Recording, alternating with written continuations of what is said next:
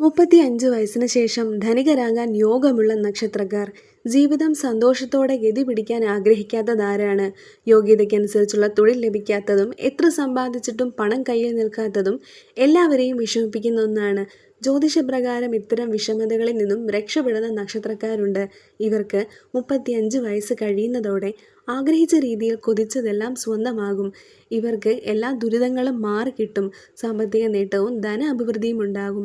ഇവരുടെ കയ്യിൽ പണം എപ്പോഴും സുലഭമായി വന്നു ചേരും. ആഗ്രഹിച്ച ജോലി, വീട്, വാഹനം, ദാമ്പത്യം, പ്രണയസാഫല്യം അങ്ങനെ നിരവധി ആഗ്രഹങ്ങൾ നടന്നു കിട്ടുകയാണ്.